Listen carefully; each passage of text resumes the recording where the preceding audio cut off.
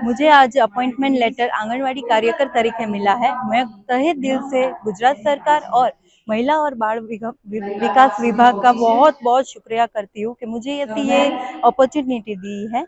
और मेरे mummy papa, मेरे हस्बैंड, मेरे सासू ससुरा के दो सबका मैं तहे दिल से खूब खूब आभार मानती हूँ।